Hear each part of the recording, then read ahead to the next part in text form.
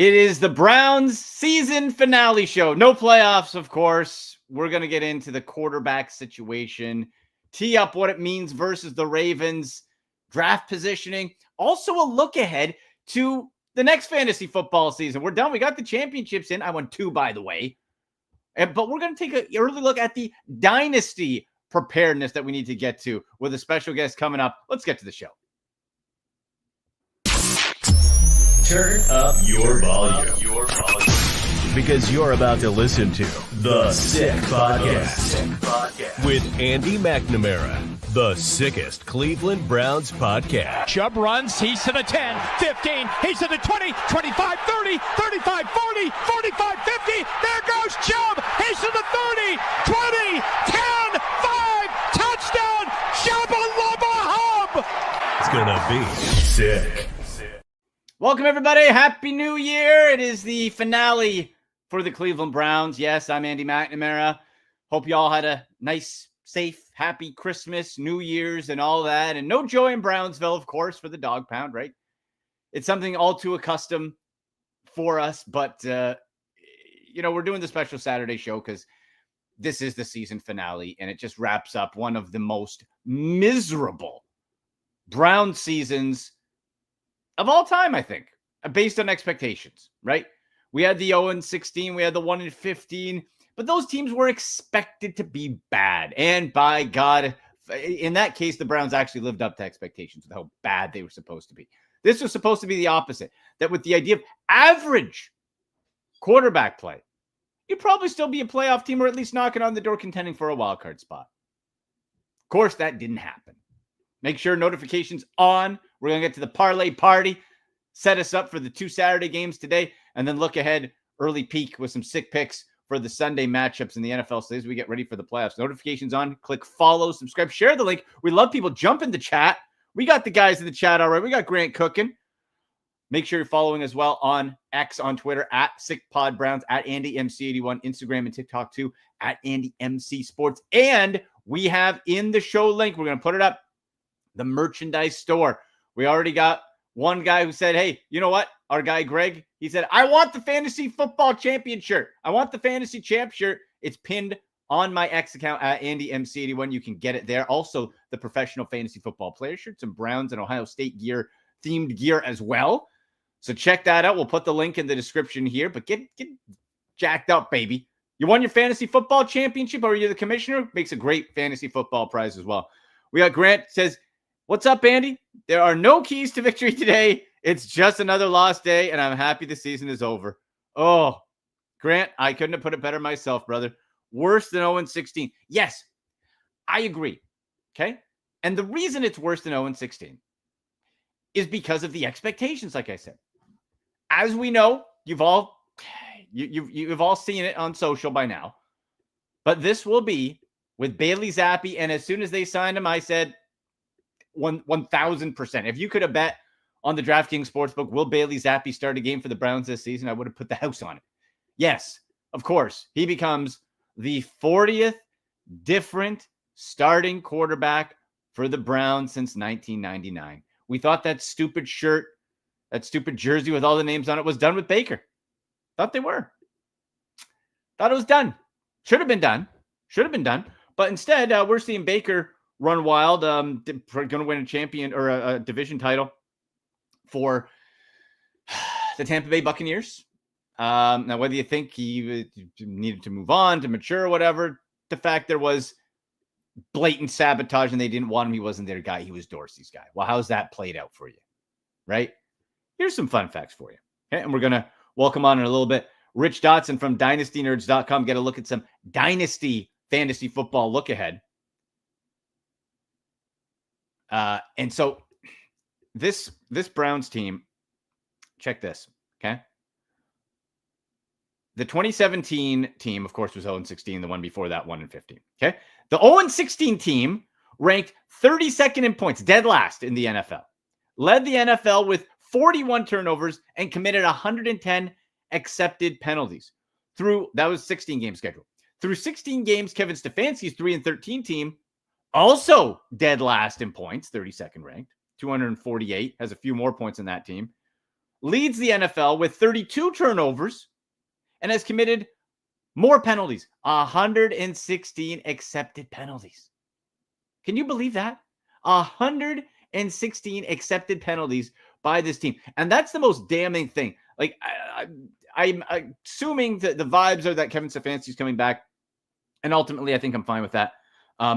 But those penalties are perplexing to me.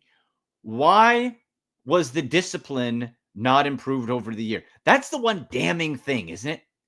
That's the one damning thing about this Browns team.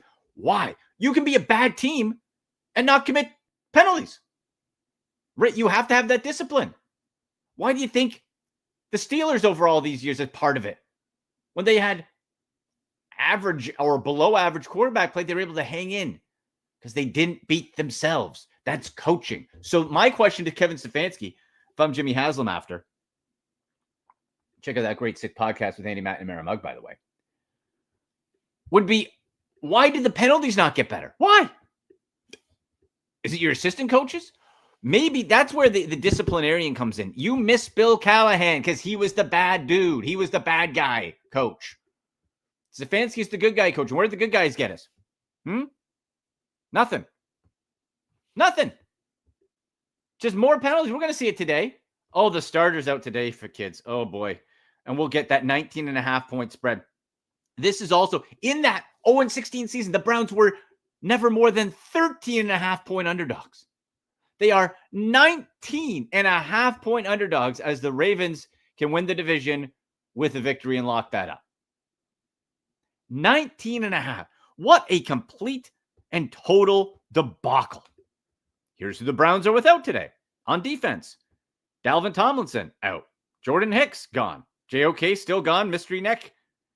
Cornerback Denzel Ward also out. Plus, on offense, Jerome Ford, who I thought looked zippy. I liked how he's been looking. Yeah, he's out. David Njoku and wide receiver Cedric Tillman. Tillman's still with that weird concussion. Apparently, he's practicing all the time, and I don't know. That was disappointing because I would like to see that chemistry sort of built because he was just kind of kipping up a little bit there, and I would love to see that Judy. But again, does it matter with the quarterbacks that we have? Because they're not going to be, I don't think, the same QBs next year, or shouldn't be. Good Lord. Right? It's completely baffling. Grant says Gruden greater than Stefanski. Oh, baby. Whoo, boy. I don't know what Gruden's standing in the NFL is when he was blacklisted for the email leaks. I don't know. I saw something today that was interesting with Doug Peterson, Jacksonville Jaguars head coach, Super Bowl winning head coach, was saying this is the toughest year of his coaching career. He's considering his future. I wonder, could you get a Doug Peterson in as an offensive coordinator only? You know, I don't fully blame him for the Jacksonville situation. Weird. I don't fully blame him for what's going on with that, but he's got a part of it, of course. But Doug Peterson as OC, you could intrigue me with this. Here's the bottom line. You need now, if you're this stupid collaborative group with the Browns, with this front office, you need to say, get out of your stupid mindset of you need these zippy running quarterbacks. That's the problem with just going on analytics. It doesn't see ahead. Okay? Analytics should, of course, in all sports, be used, be utilized. Belichick was using it for the Browns back in the 90s when it wasn't called analytics. Yes, of course, you should have all the information. It should be provided to the head coaches. It should be given to all the staff to use. But the problem is it's based off of past things. And the projections don't use football IQ. They just project it, but based off of nothing. So it feels to me like you're always reacting. You're reacting. Okay? So I need a quarterback that can throw the damn ball downfield, who isn't just a DTR running around zippy guy. And that's my fear, that they'll go get this Milroe guy who gets mocked to the Browns. My God. The guy's 16 touchdowns, 10 interceptions, 20 rushing touchdowns. Yay. You go each year, you can find some fast college quarterback that gets a lot of rushing touchdowns. That doesn't equate to the NFL now. It doesn't. You're going to get a flash in the pan guy who's going to get hurt because he gets hit. Bigger guy, we don't have the luxury of the development side. I want somebody who can throw the damn ball downfield with some mobility. That's who I want. I would love a Will Howard day 2 pickup for the Browns. Now, you still have to address the bridge quarterback. It ain't DTR. I would be floored if it's Bailey Zappe. Jameis Winston's going to be out of here, and you cannot trot that Deshaun Watson out on the field. You just can't. You just can't do it. I'm sorry. It's beyond ridiculous. You cannot physically do that. But this all hinges on whether you let Kevin Stefanski run his damn offense. The Ken Dorsey thing, look, how much is Dorsey to blame? I don't know, man. That offense was weird all year, never got on track. But I'm done with the Dorsey thing. How do the people in this building and the Browns building, the headquarters, not see when you let Stefanski run his offense, they win. The offense produces points. I don't get it. Can we draft and sign based on that, please? You went all in for Deshaun Watson and he sucked. He sucks. It's terrible. All in and it sucks. Okay? So you want to bring everybody back, which would be an admission by Jimmy Haslam, the owner of that. Hey, this is on me. This was my choice. Fine. But now you got to get out of it. So how are you doing that? And in what order are you doing that? How are you making that happen? It's the most unpredictable Browns offseason that I can remember coming up. Because we don't know. There's no one to pin it on. When it was John Dorsey, you can pin it on. Any of the other GMs, you can say, okay, I kind of know what to expect. We don't know what this mysterious, slippery collaboration is. We don't know. So where do we go with it, right? Like, that's the most perplexing to me. What's Grant saying? They didn't, the first 6 games with Stefanski. The offense. Yeah. Well, the thing is, this was also the most confusing part of this lost debacle of a season, is you had Kevin Stefanski running the Dorsey offense, or some weird variation combination, never fully committed to it, with Deshaun Watson. Then when Watson's out and Jameis Winston comes in, who's better suited for the Stefanski play action, you let Dorsey call the plays. It makes no sense. Now, would Winston have thrown a whole bunch of pick sixes? Yeah, probably. But it's no mistake that when you have a guy who can actually throw the football first, Jerry Jeudy popped into a number 1 wide receiver. Boom. Guy's a top 6-7 wide receiver over the stretch with Winston and did nothing with Watson and just slightly better than nothing with DTR. What's Bailey Zappe going to do today? Oh, yeah, with no running back, we got John Kelly in there. Pierre Strong's out too. Oh, my gosh. That 19.5 point spread is just going to be, I don't know. Like, that's a ridiculous spread. But the thing is, we've had the Browns scoring, 3 or 6 points the last 2 weeks with DTR. We think Bailey Zappe is going to do anything with it. His only good game was defeating us. I was at that game, 2022. Other than that, you have a guy who lost his job to Mac Jones. Like, pretty bad.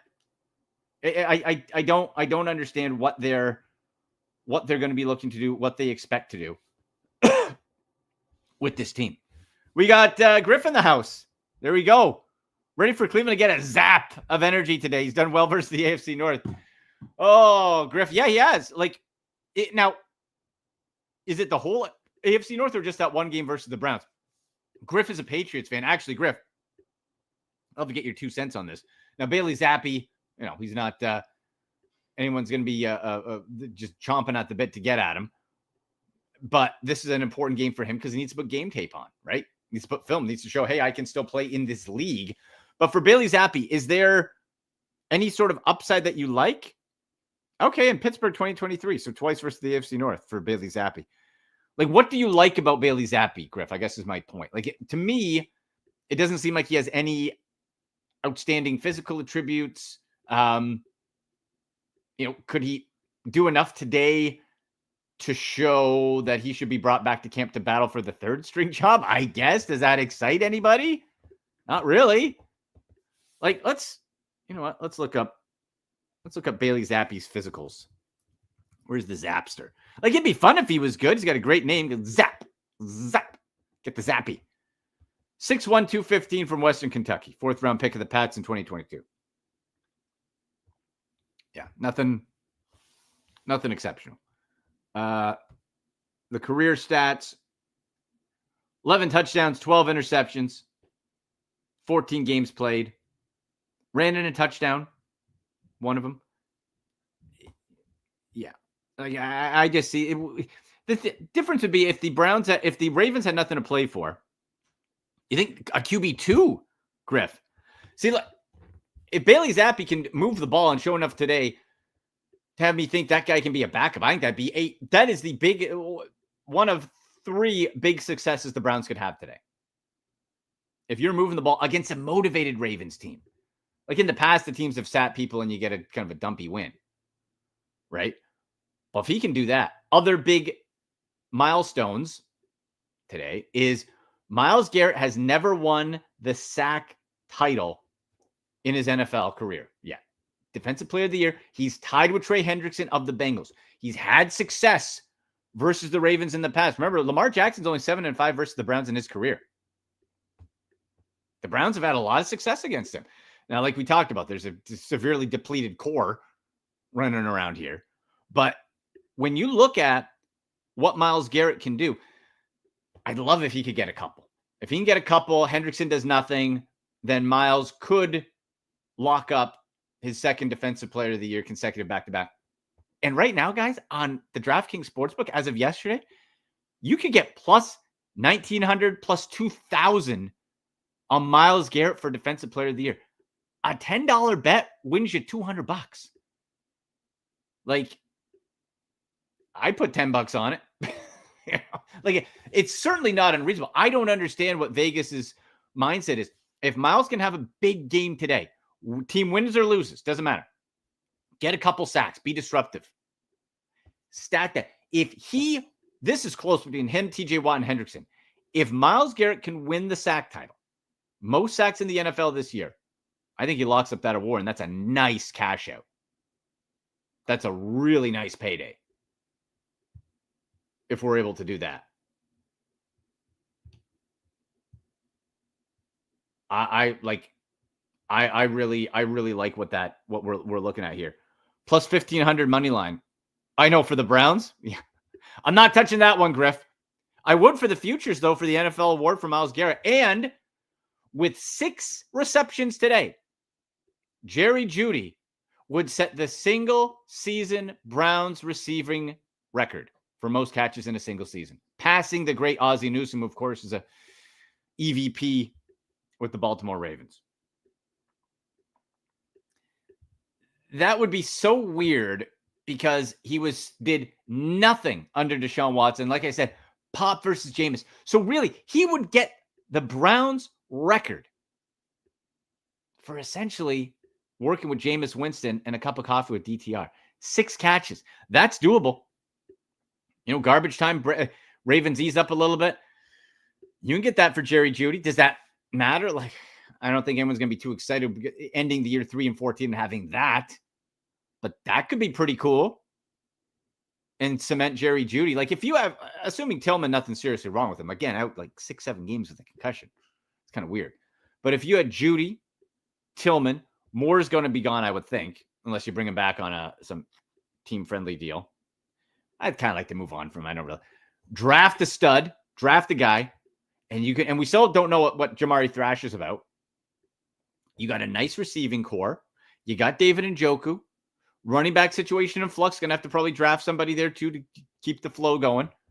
But the question again all comes back to quarterback and the offense. What are we running? If you're running that crap shotgun all the time, the running game is going to be nothing. It's going to do nothing. So it doesn't matter. The NFL's moving away from that. The Browns are behind. They were ahead of it last year with Flacco. They were ahead of it going play action. They were ahead of it. And they said the offense was broken. That is going to be one of the most disgusting quotes to keep rehearing for Browns fans for years to come. When Stefanski said the offense is broken after finishing top 10 and 11 in categories, and now they're dead last. Boy, you wanted to make changes after that. What are you going to do this year? Like, who would you fire? I personally would get rid of Bubba Ventrone. I love Bubba, but how can we excuse the return game non-existent again?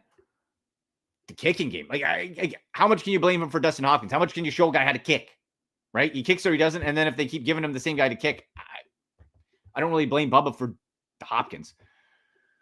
But okay, if you bring him back, I suppose. You can't bring Dorsey back, and you got to give Stefanski play calling back, and you got to get control. Again, the question is, will this front office actually do that? Will they? Can they? Or is it analysis paralysis once again? It's absolutely outrageous. I'm not taking that 1,500. Griff says for Bailey Zappe, serviceable down the stretch last year versus okay, you know what? He's going to get a shot today. And Bailey Zappe's got a lot to play for. And the Ravens are going to be coming at him. So it's going to be a real life look to see what they're going to be going after with Bailey Zappe. Hey, are we not due for some damn luck? Like, can we stumble? If we could stumble into Bailey Zappe and say, hey, I'm think he can compete for a backup job and at worst third string and is cheap, that's what you need. But you still need all those other factors to match the Stefanski offense. You do. You absolutely do. So we'll see what taste we're left with in our mouth after this game. But what always leaves a good taste in your mouth, folks, is stadium mustard.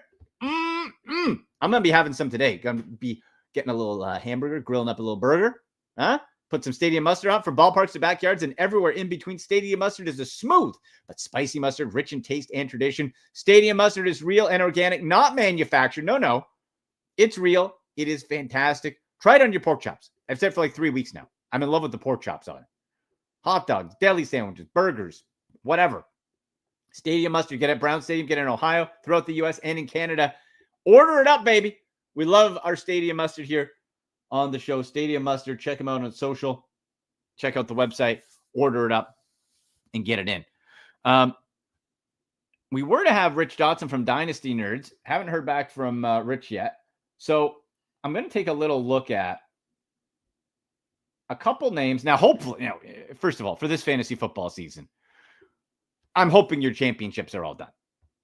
There is the odd one that has week 18. If you're in that boat, hit me up. Hashtag Ask Andy at SickPodBrowns at AndyMC81 on X, or jump in the chat.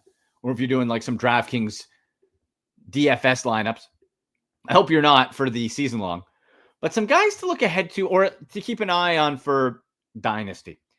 Somebody who intrigues me that would be flies under the radar and would be a real buy low, and really depends again what the Tennessee Titans would do at their quarterback position.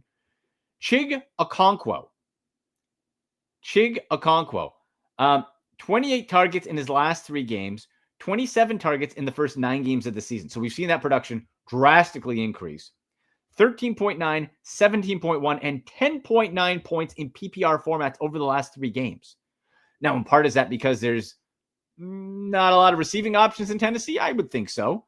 But for this tight end group that is so thin, just something to maybe you can grab them, off of waivers. You can keep them. You get them for your dynasty team, or even just for redraft for next year to keep an eye on as a late sort of flyer. Somebody on the bench, not someone you want to rely on for big points. But that production, I don't think, can be ignored. And maybe he can continue that on. Chig Okonkwo. Marvin Mims Jr., more for like a DFS lineup today streaming. He's had 47% of the snaps in his last 2 games. 8 targets last week, 103 yards, 2 touchdowns. Long term, is Marvin Mims going to be the guy? Probably not. But nice little add. And at this time of year too, we see the momentum kind of picking up. So is this where Marvin Mims could be? Maybe somebody you look to move forward with in Dynasty from a perspective of he's going to be on my bench and I have an upside flex thought about it. And if he can do that, great. And if not, we're just thinking about guys to look ahead with. Blake Corum, I'm sure, is on, is not on any waiver wire for Dynasty leagues. Kyron Williams, though, is still there. When does Blake Corum get his shot? That's where, with the year Williams has had, it's always kind of that tricky situation. Does Williams go full year? Is it kind of that Zach Moss, Chase Brown situation we saw in Cincinnati? Moss starts the year, something happens, and Chase Brown. Oh, but give me the Chase Brown shares. Woo! Chase Brown's going to be a hot commodity if he's available for any dynasty leagues or next year. I wonder where he goes, because that guy's got RB1 potential, but it is a pass heavy offense, right? Griff says only psychopaths play Week 18 fantasy championships. I agree. You can't do that because there's so many. There's so many what ifs, right? There's teams playing for stuff. There's teams not playing for stuff. He said, if I did DFS, I consider the guys playing for incentives. Yeah. Better betting. I don't do this often. KC plus 10 has all the pressure on them. Denver has all the pressure on them. I think Denver could maybe straight up win that game. At least cover. What's the let me just see what's the odds on that Denver Chiefs game? That one kind of caught my eye because Chiefs got that spot locked up. Denver by 10.5. Oh, it's Denver by 10.5. Yeah, I don't know about that. Double digits, you're betting against the Chiefs, even if they're benching people. I think I'd take the Chiefs to cover that one. Right? I would. And then from the Browns perspective for Dynasty, I think you're loading up on some Cedric Tillman. He's going to still be there. Jamari Thrash, unknown. We still, the quarterbacks are still iffy, but Cedric Tillman, I think, proved enough that he's there. And if there's any Jerry Jeudy shares, if you can trade for any Jerry Jeudy, people not paying attention because the Browns' bad record, I'd be all over Jerry Jeudy. 100%. Like he's shown, and you have to think that I cannot give the Browns any benefit of the doubt for common sense because we've seen them go against that so many times. But you have to think Jerry Jeudy would be a huge focus go into next year. Has to be. Right? Maybe. Hopefully. Got to be. So there's some fantasy football look aheads. Let's do some NFL parlay party. But first, for today's game, Browns versus Ravens, let's get to some sick picks. It's time for Sick Picks. Brought to you by DraftKings. The crown is yours. Let's cook here, ladies and gentlemen. So for the Saturday slate, here's what we got. I got a 3-legger. We're going to go under the 41.5 total points for Browns Ravens. And do I hope Bailey Zappe shocks the world and lights it all up? Why? Yes. Is that likely to happen against a motivated Ravens team who has the majority of their starters? But not anything to play for the Browns side except for Myles Garrett. Like I hope Myles Garrett does well. Hope Jerry Jeudy gets his, but under 41.5. Like I could easily see this one like 30-6. Like the Ravens can score 30 points and still this whole game can come under 41.5. So I think the under makes sense. Also, Jerry Jeudy over total receptions at 5.5. Remember, he needs the 6 to break the single season Browns record. Even if you dink and dunk it to him, they all count. That's got to be a focus of this Browns offense and play calling throughout the day. Get Jeudy 6. It's not unreasonable. They've been targeting him a lot. Last game, didn't the game before, and then with Jameis Winston. So Jerry Jeudy over 5.5. And then we'll go to the Bengals-Steelers game. Bengals 2.5. Bengals got to win. Steelers depends on what happens with the Ravens game, right? If the Ravens win, Ravens get it. If they lose, Steelers could maybe with some help get the division. They'll know by the time the game is done. So I think Bengals take 2.5 to try to keep any slim hopes that they have alive. That simple 3-leg parlay plus 692. So we put $10 on that, wins us $69.23 on the DraftKings Sportsbook app. Okay, so that's pretty decent. I don't think that's anything outrageous there. Under 41.5 points for Browns Ravens, over 5.5 total receptions for Jerry Jeudy, and Bengals 2.5 point favorites cover. That doesn't seem too crazy, right? I would hit up that. I think that makes sense. Griff saying, what do you got, Griff? You got Cleveland against the spread and Cincinnati money line. That 19.5 just seems so ridiculous. I know. And my head immediately goes to doing that. But Griff, the Browns can't score points. They can't score. If it's not Jameis Winston this year. They get, oh, by the way, your kicker sucks and leads the league in missed kicks. So even if you get chances of field goals, it's a coin flip whether you're going to make that. So how are they scoring points? Look, I would love, even though it affects draft position, I say that now. And then in April, I'll be like, stupid, Browns won, and then they screwed up their draft position. They lose today. The Browns. They lock up a top 3 pick. If they somehow win, then Vegas loses their ass. And then the Browns would drop to, I believe, depending on tiebreakers, at least 5.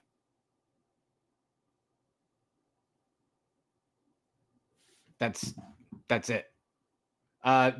Rich Dotson just messaged, said he had a family emergency, had to take a family member to the hospital. So everything's okay, but that's why he didn't jump on. So I hope everything's good with Rich, and we'll get him on another time to talk some fantasy football and get that off-season dynasty prep going and get ready for that. So,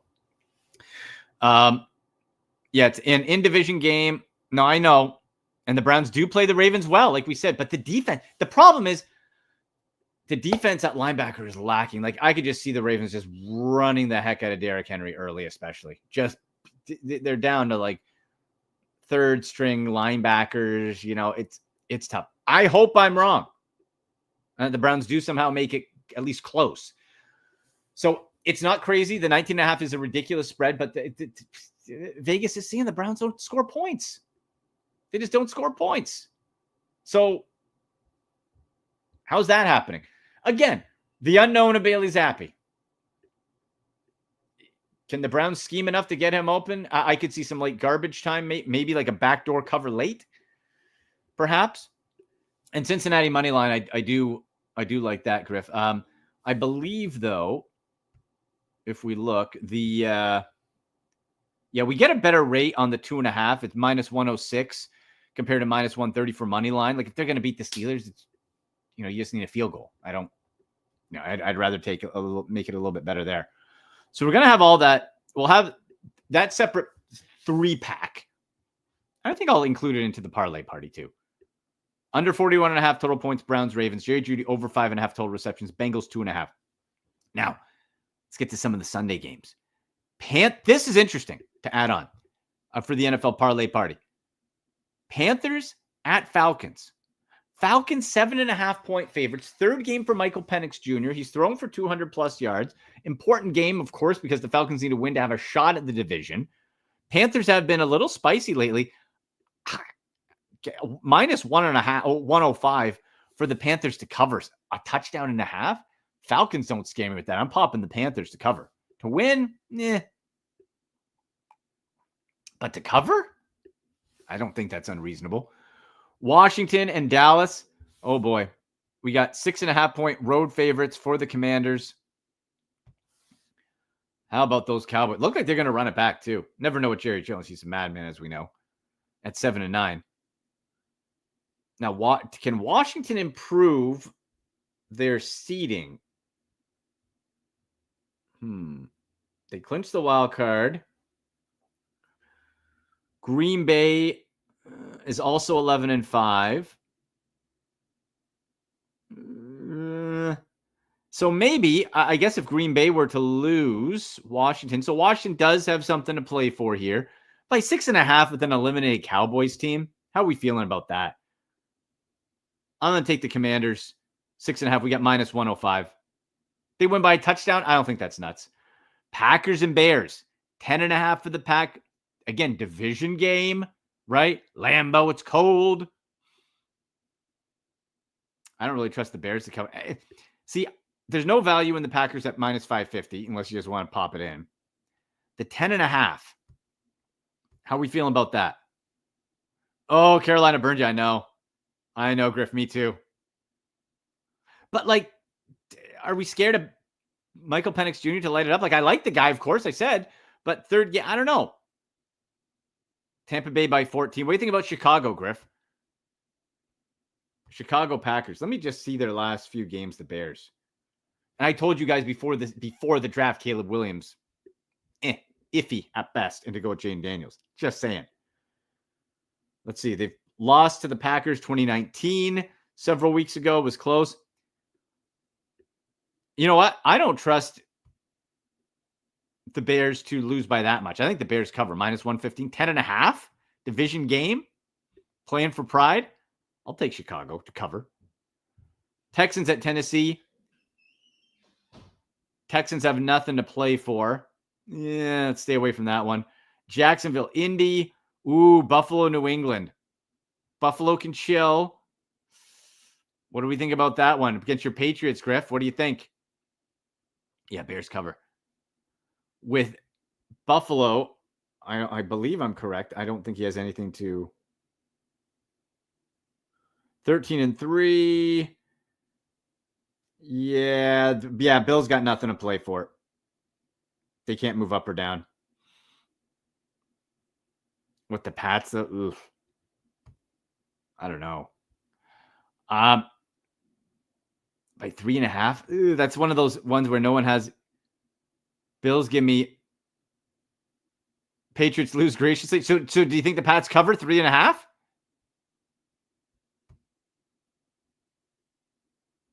Maybe just -180 for the Bills to win. I don't know. The point spread's spooking me a little bit.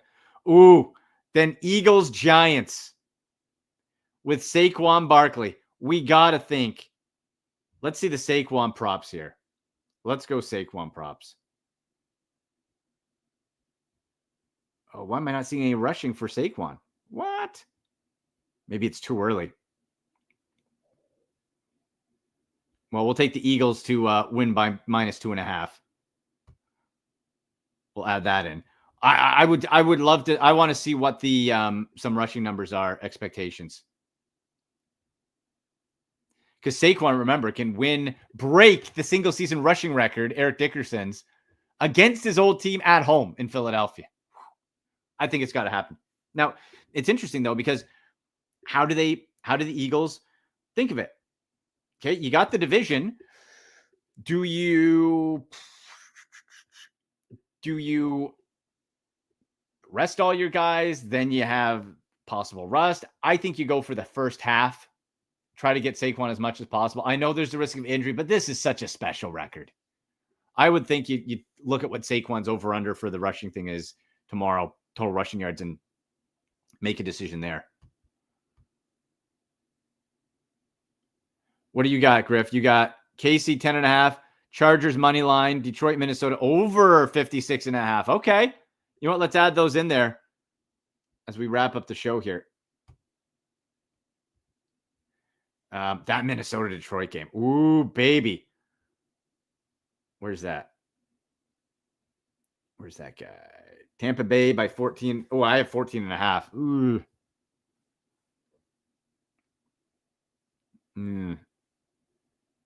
Where's that? Where's that game? Okay, we'll pop that in. We got Tampa Bay, Kansas City. We're gonna have Chiefs cover that. Here we go. Chargers. Yeah, Chargers. We'll take money line. Yeah. And Minnesota over 56.5. Woo! So what's that give us? 30, 20. Yeah, that's pretty good. I hope that's a fun shootout. That's going to be fun. Sunday Night Football. Let's go. Let's go. I like it. Okay. That's the parlay party. Let's see what we got here. What's it not letting me put in there?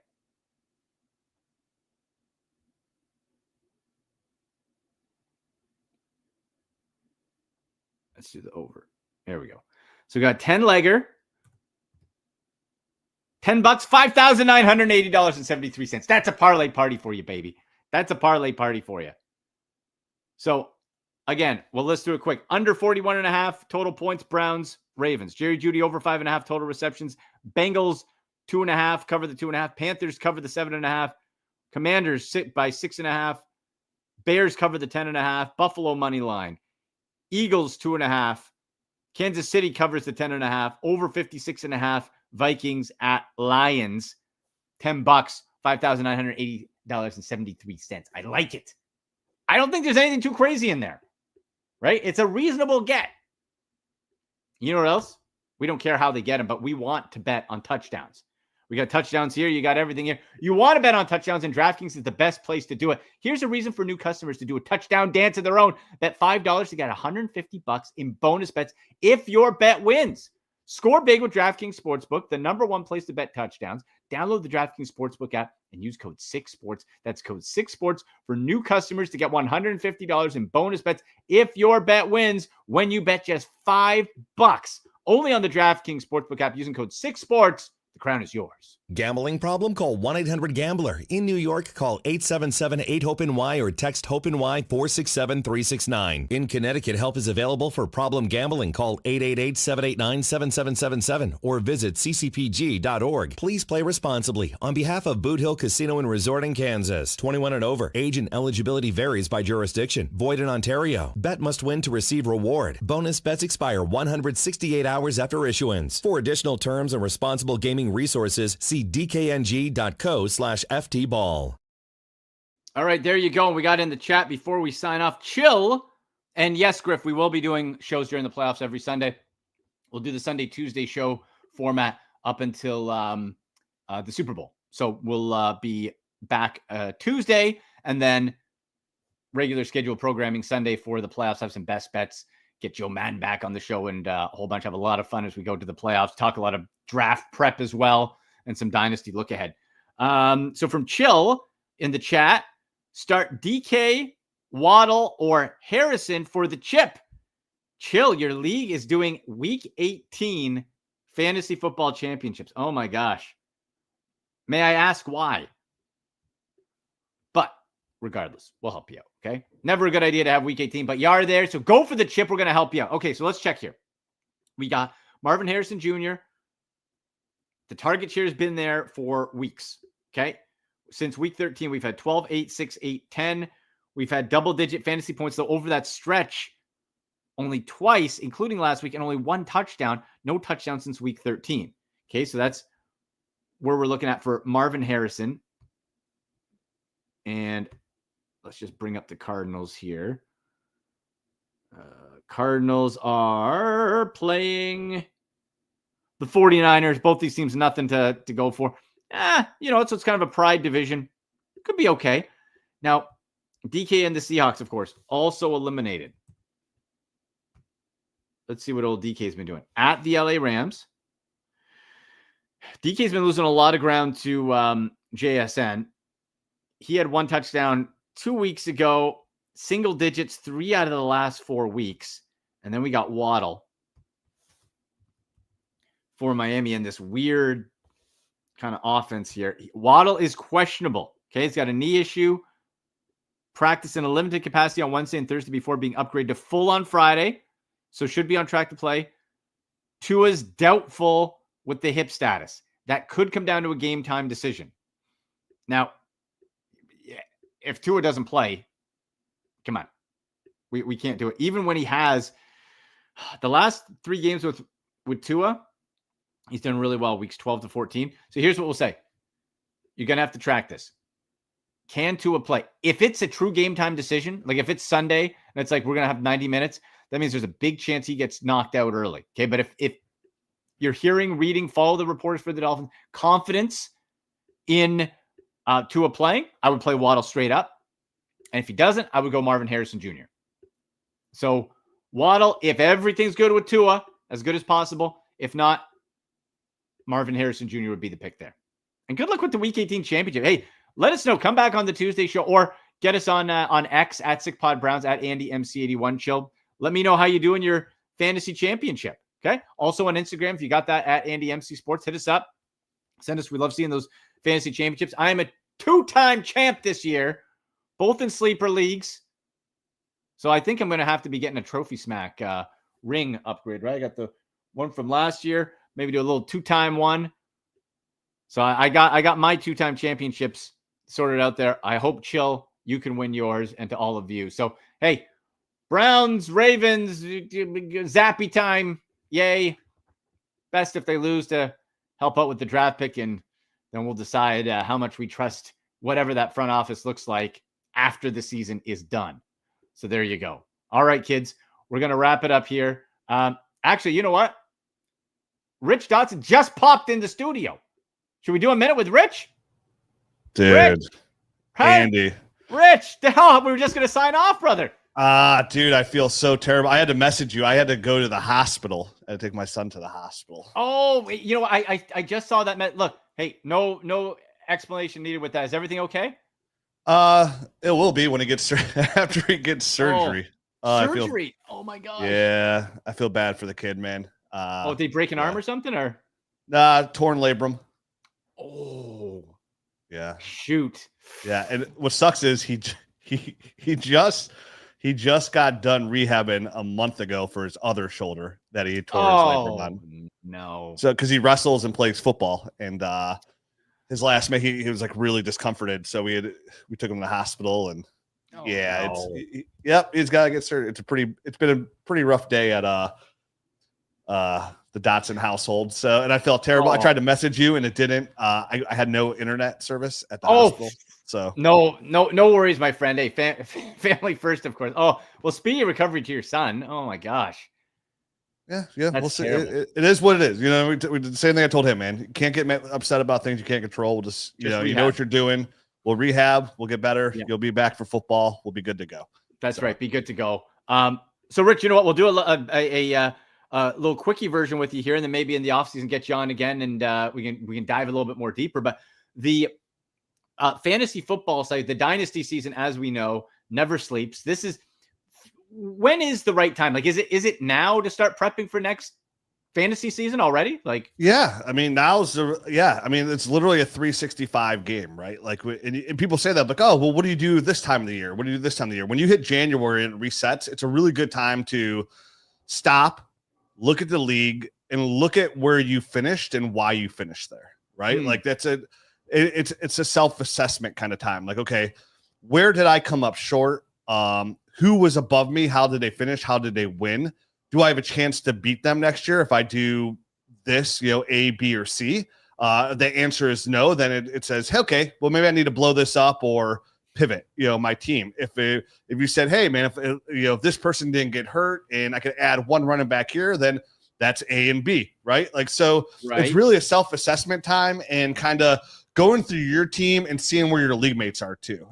Dynasty is a game where if you are stagnant, you're going to get passed up, right? Like, so throughout this time, you're in January, you're going to look at your team, get ready there. And then right from there, you're just going to go right into rookie prospect, like evaluation, right? Like, kind of seeing like who's who, who's what. And on Dynasty, we'll obviously break that down, but you're always just trying to make your team better, right? Like, in August, for everybody that plays regular fantasy, like you get your prep notes ready a couple weeks beforehand, get ready for your draft, and then it's over.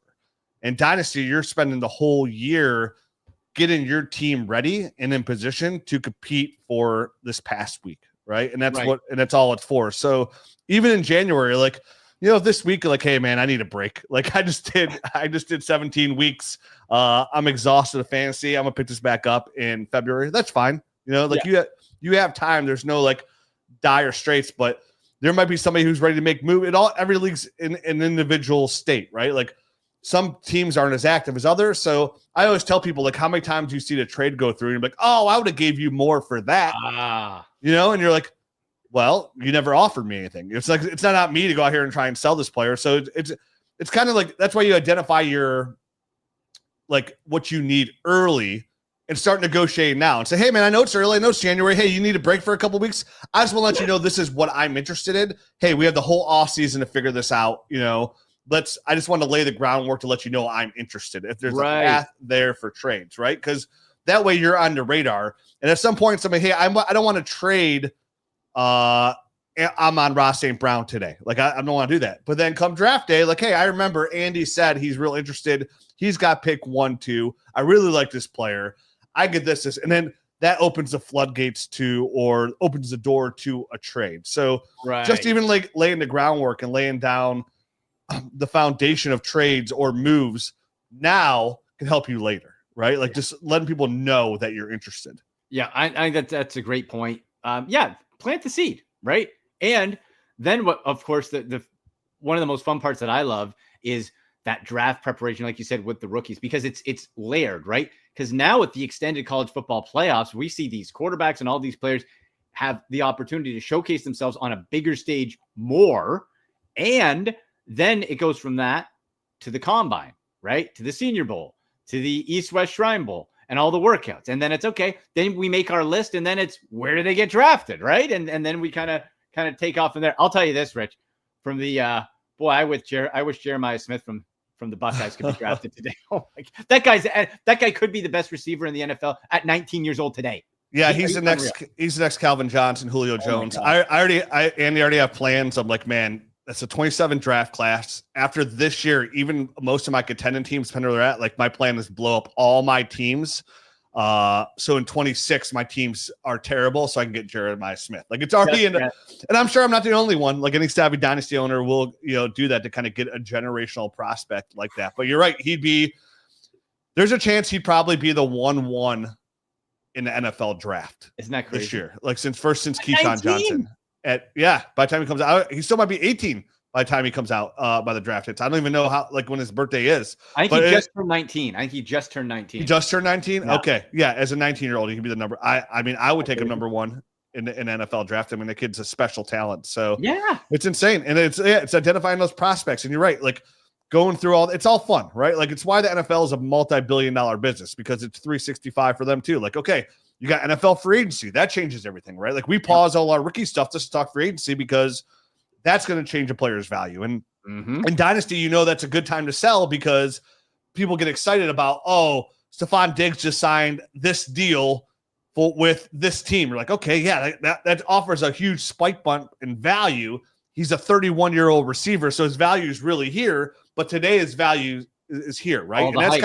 And that's Dynasty, right? Like I always say, it's the ebbs and flows of the season. You're just trying to find those right buy and sell windows, whether you look at it like crypto stocks, it's all about buying and selling in that right window to capitalize the game. So that's why Dynasty Nerds, we have the Dynasty Nerds film room, right? You can go in and watch every single rookie and watch their tape. It's all 22 tape, condensed film. So any snap that they're in on, you can watch that game. It's a receiver. The whole game might be 5 minutes long, but to go in and actually put eyes on these prospects, that's cool. See that you want to draft them, because a lot of times it's easy to hear oh my God, I can't even speak. It's been such a rough morning. An analyst go in there and talk about this player, like, hey, here's what he's really good at. Here's what I think he's not good at, what he needs to work on. And then we give you the opportunity to go in there and put eyes on it. Like, oh, wow, he really is. I like that. He really does have really good vision. Wow, he does have late hands for a receiver, right? Or and there might be something that you see and you're like, you know what? Like, they didn't really talk about this, but, the way he flashes that leg right there at the running back really gives him an extra couple of yards in space. Like, I like that player. And in Dynasty, that's the difference between getting, right, player A, who, like, say, a Lad McConkey or a Keon Coleman. Right? Like, a wide receiver 1 or a prospect that needs a lot of work, right? And those little decisions, or taking a guy like Brian Thomas Jr. this year, who looks absolutely amazing, exploding on the scene, finished a year as wide receiver 4 overall in Jacksonville as a rookie, right?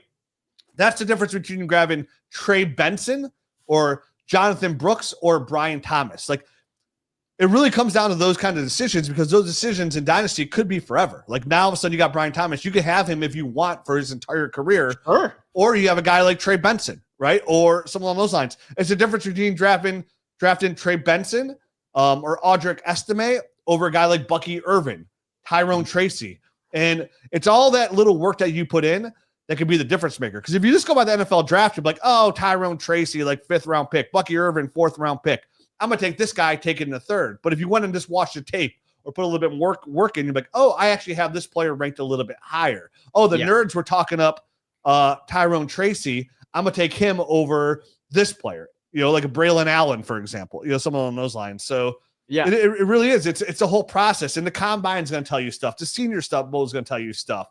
The NFL draft is going to tell you a lot, right? The landing spot. Rich, the landing spot is so important. And it's not just for quarterbacks, but you can point to it. If Lad McConkey didn't go to LA with Justin Herbert and Harbaugh as head coach and went to, who knows, some tire fire, would he still be good to a point? Yes. Is his ceiling as high as it could be? No. And Braylon Allen, you mentioned that same thing. If he was in a spot where he would have got a chance to split time, if you replace Bucky Irvin with Braylon Allen in Tampa Bay, it's that landing spot. And on top of that, the opportunity that they could get. Like, let's look at the Chase Brown, Zach Moss this year. Zach Moss came in as starter. Hot season the year before. Chase Brown kind of waiting on. And if you took Chase Brown, you're feeling pretty good about that in Dynasty right now. Yeah, you feel really good about it right now as a potential for, like, I don't love his Dynasty profile like long term, but yeah, that's the difference, right? You said the keyword there is opportunity. Like, you're looking for players that the best case, like, you're taking talent mixed with opportunity. Because there's tons of times we see a player that we like and they just end up in a bad spot, right? Like, same thing like Braylon Allen. You're like, oh man, I really like Braylon Allen. He's 20 years old. He's a big bruiser running back. He's got a lot of upside, like long term. He sits for a year, and then he goes behind a Breece Hall, and you're like, oh man, dead in the water. Like, if a receiver next year that you love gets drafted in Cincinnati because T. Higgins leaves, yes, that gives him an opportunity for sure. But he's never the number one. Same thing like Jordan Addison. Now, can those players still succeed? 100%. But they're more likely going to be now capped at like wide receiver 2s and even had that wide receiver 1 possibility. And you're chasing those opportunities and those upsides because you said it. Opportunity equals touches, looks, and that's everything. Because I always compare this. Go back to a couple of years ago to Mike Davis. When Mike Davis for the Atlanta Falcons at running back, the definition of a jag at running back, right? Yeah. Comes in, he finishes running back 12 on the year just because he got all the touches, right? Like, that's all that matters. If you're a receiver and you're the number one receiver on the team, but you're just okay, but you're getting all the targets, a la right now, like a Jerry Jeudy who just made the Pro Bowl, whose dynasty value going this year wasn't much. Well, Jerry Jeudy comes in, finishes wide receiver 11 because he gets all the targets, succeeded with them, and comes in and produces, right? Now, what if the Browns draft Ted McMillan at number 3 overall? Then that changes the whole dynamic value of a guy like Jerry Jeudy, right? So, like, the draft kind of really, like, you do all the work, you shape all the prospects, but the draft is going to tell you, okay, who has an opportunity, right? Like, for us, like I mentioned his name earlier, like Tyrone Tracy. He was a prospect coming out of Purdue that, like, at the end of all our takes, like, man, Tyrone Tracy has some really good traits here. Like, he has an opportunity. He's got good vision. He's a really good pass catcher running back from being a former wide receiver. Then he gets drafted by the Giants in the 5th. And you're like, wow, not only did I like the tape, but that's a really good landing spot for a good opportunity. Right. Where the only person in front of him is Devin Singletary, who kind of falls in that, like, maybe a slightly above average jag running back. But there's a chance here on a team that's pretty bad he's going to get some touches. That's going to move him up my draft board, right? Like, so all that comes into effect of, like, where that true value lies. And then you just wait to see how it plays out, right? Because sometimes people will land a good spot. Again, like a guy like Keon Coleman, he gets drafted the first pick in the 2nd round, goes to the Bills, who desperately need a wide receiver, and then there's no reward year 1, and there still might be some work. But like, not. Let's finish on this, Rich. Talk about our Browns. You mentioned a Jerry Jeudy, and we talk about the situation.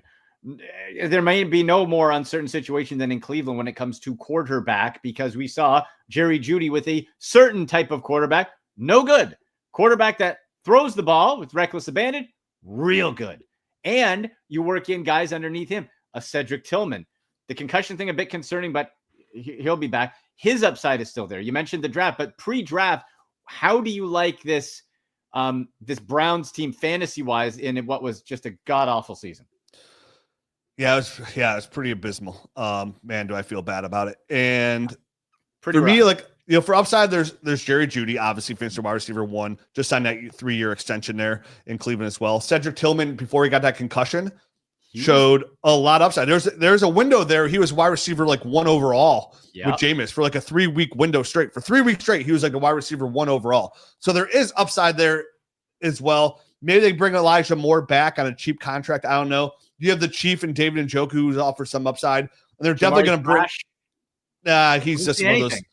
He's just one of those speedsters. You know what I mean? Like, he's not a tremendous route runner, and his hands are just okay. Like, he doesn't have the profile to me to be a high-end wide receiver, like, for fantasy football, right? Can he come in and help the Browns? Yeah, there's a lot of receivers that come in and help. So is a number 1 receiver on the board? Possibly for the Cleveland Browns. But I said I would kind of like to roll in to see one more year of Cedric Tillman. Now, him being out for 5 games because of concussion, that's somewhat a concern because that's usually like doesn't get better. Definitely, like if you watch that play, like it didn't seem like it was too bad, which is even crazier about it. And he's been practicing for weeks too, which is You wonder too, is it like, there's nothing to play for, don't rush him, but who knows, right? Do we want to lose? You know, I mean, the Browns know this front office. When they see that it's over, like, hey, let's go out there and like help these guys out, but let's put ourselves in the best position to get a highest draft pick, right? So they know how to lose, Rich. That's one thing they do well. So the Browns need a running back. This is the deepest running back class I've seen in a very long time. So they're probably going to draft somebody. They're 100% going to draft somebody at some point to bring in here. This draft class is so deep. I wouldn't mind like using an Amari Cooper pick, that 3rd round pick on a running back. You should be able to get a really good running back with that pick, definitely in today's NFL. So but watch with the fact though that we still have to find out what offense. If they're bringing back the Ken Dorsey offense, I'm not interested in a Browns running back in fantasy. You can't bring back the Ken Dorsey offense. It's the worst. Who knows with this team? It was a terrible offense in Buffalo. As soon as they got rid of the guy, Joe Brady comes in, and the Buffalo offense is good again. They bring him here to Cleveland. They had a high flying offense with Alex Van Pelt. They bring in Ken Dorsey. The offense plummets to literally one of the worst in the league. You got to get a best place in points scored. It's ridiculous, man. It's. I tell people all the time, like nobody's ever going to understand what it is to be a Browns fan. Like you can complain about a lot of things, but nothing crazier happens in the NFL when these crazies. There's a lot of crazy headlines and taglines, but it really comes down to the Browns have a majority of that. Like if it was a pie chart of craziness, 50% of that would be orange. I promise. Like going back from Bottlegate to the quarterback list to so many, like, you know, you trade up ahead of instead of taking Ben Roethlisberger, you trade up to take a tight end in Miami and Kel Winslow, and he looks good, and then he hurts his knee on a motorcycle. Yeah, and then he goes to jail down the road, right? Like every story, like you finally find a franchise quarterback that goes in. They win a game in Pittsburgh, and you trade them away for the upside of like what if, and you set your franchise back. And of course, like if that could go wrong, it would go wrong in Cleveland, right? Like if you get if that had been Atlanta, he'd probably been thriving right now. Just the way it is. The self-sabotage is so wild. Yeah, it's just albatross of bad luck here in Cleveland. So yeah, you're right. What offense is it going to be? We don't know. But again, and you go back to opportunity. Offenses, teams, schemes, like that means a lot. Look at Sam Darnold and Baker Mayfield. Look at Sam Darnold, right? Like, look at Sam Darnold. If you go to Kevin O'Connell and you go to Minnesota as a quarterback in that offense, you're going to succeed. Kirk Cousins did it. When Kirk Cousins went down, Nick Mullins looked really good. And here they bring the Sam Darnold in. And what does Sam Darnold do? Takes the team to what? What are they, 15-2 right now? 14-2. Sam Darnold's a Pro Bowl quarterback. Like, you know, if I'm the Browns, go get J.J. McCarthy if that's an opportunity, right? Like, if you got a high grade on him, Stefanski offense, which should show again to this stupid front office. Look, the guy you have does the same thing. What are you doing? It makes no sense, Andy. It's here's the 2025. I'm glad the calendar rolled over. I'm glad today is the last game. I hope on to the offseason. My thing to root for is for today for the Tennessee and the Patriots to win. The Browns get the number 1 overall pick. We trade that number 1 overall pick. We move out of the number 1 overall spot. We move back into the top 10. We take the best left tackle. We pick the best defensive player. And then we roll into next year with a Kirk Cousins and Deshaun Watson, whoever else you want to roll into. And you hope for the best if it doesn't work out. Pick. Will Howard, 2nd round pick. Let's go. Later than that. I think later. I think you probably get him at least you probably get late Will Howard in the 3rd. We'll see. I mean, we'll see. He looks pretty. I don't know, man. That one throw, I was talking to my son the other day. That throw he made to, was it a Mecca? Full stride down the middle this past week? There was two. There was one to Emeka, and then one of the ones to Jeremiah Smith. Rich, the ball, I tweeted it out too. The ball placement, and it's like, oh, they're superstar receivers. Yes, but the ball placement was Pro Bowl level. Perfect. Sensational. I agree 100%. And then I was like, and then afterwards, like you saw the defender got his hand on it, and then Emeka caught it with like one hand. Unless that was a Jeremiah Smith one I'm thinking of, but I'm like, I think it was because I was just telling my father, I'm like, man, look at it. That's an NFL quarterback throw right there. That is, I was like, that is as pretty and perfect as it gets. So yeah, but yeah, maybe Will Howard could be Kirk Cousins, right? Like that 3rd round quarterback that you take. Like that's my hope for the Browns. Like you don't use that 1st round pick on a quarterback. You bring on Kirk Cousins on that the $1 million salary like Justin Russ Fields Wilson, right? deal. Yeah. And listen, he looks washed, but maybe it was so did Aaron Rodgers. Maybe it's Achilles, so maybe it is. But for $1 million, who cares, right? He's very familiar with the offense. Gives you a chance to say, let Deshaun rehab and try to come back because you're already paying him. Like I told everybody, like, oh, just cut him. Like unless the players say he's got to go, what's the point? Like the dead cap is 170 something million. You got to bring him back, and then you invest in a guy like Will Howard in the third round, and then go for it. And that's your quarterback room for 2025. And if that all fails, then listen, if you trade out that first overall pick, you get 2 firsts for next year. Put you an opportunity to move up for a guy in a much stronger class, for a guy like Drew Aller, for a guy like Archie Manning, something along those lines. So listen, I guess the only thing that's exciting for me is the Browns are back into the draft in the first round, and now they have a really high draft. Finally. And that's what I've grown up on, right? I think it's one of the things that really grew my love of dynasties because I was so invested in the draft at all times. Me too. I knew who every player was. So like I was scouting these players not for fantasy, for the Cleveland Browns because like they all had such high picks. So all the best players. Then they inevitably screw it up and trade down and take instead of Julio Jones, Phil Taylor, and so on. Yeah, or Brian Robisky or anybody else. Yeah, listen, the draft mistakes are countless. So there's something to. I love your idea of grabbing Will Howard. If he has a second round grade, grab him a second round. You know, I'd rather pay a round early than miss out on your guy. But I'll say this: he's looked really good these past couple of weeks. Let's see how he looks this week versus Texas. Let's see how he looks when he wins the national championship. Have another shot at it. We see risers all the time this time of year in college football. Definitely. Oh boy, Rich. All the best health-wise to your son. Thank you so much for jumping on, and happy New Year. And let's do this again during the off season, and we'll get to we'll start to hone in on some of these draft picks. 100%, Andy. I'm glad I made it at the very last minute here. So and of course, DynastyNerds.com. You guys got mock drafts up already. Tell people quick how they can get in on the packages and all that because it's must have if you're a Dynasty player. Yeah, if you play Dynasty, like I said, the film room right now, you get the Dynasty GM. It's an app that gives you kind of that bird's eye view. It's free to download. You can download the app in the App Store, Dynasty Nerds app. It's a Dynasty GM. It's going to help manage all your Dynasty leagues. Get in there. There's literally 100 tools, a mock draft tool, so you can mock draft. You have the league analyzer, and then of course we have the Dynasty Nerds film room right now. We'll let you go in and watch these rookies. And when it's all said and done, we have a thing called the Nerd Score, which grades all these rookies. And right now, after the Nerd Score for 3 years, our Nerd Score has outproduced the NFL draft capital.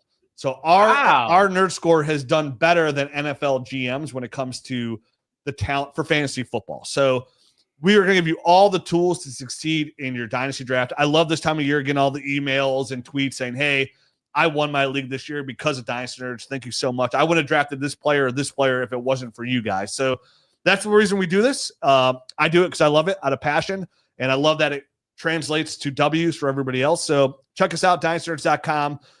Tons of stuff out there for you to help dominate your Dynasty league. And honestly, if you don't play Dynasty, dive in. It's the number one way to play fantasy football. If you love football, this is for you. So check it out. All right. Love it, buddy. All the best health-wise to your son, you and the family. Talk to you soon. Appreciate you, Andy. Always. Thanks, all right, man. see you, buddy. Bye. There he goes. Rich Dotson from DynastyNerds.com. As he said, check it out. Rich jumping in at the last second. What a guy. What a guy. Awesome. Awesome talk there. Fantasy getting you all ready. Let's jump out.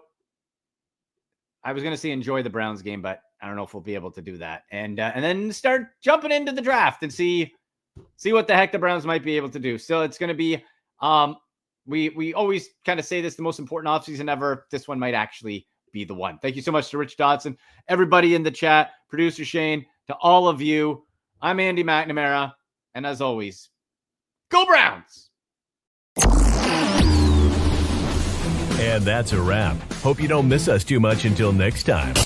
Follow the Sick Podcast with Andy McNamara on YouTube, Instagram, Facebook, Google Play, and Apple Podcasts.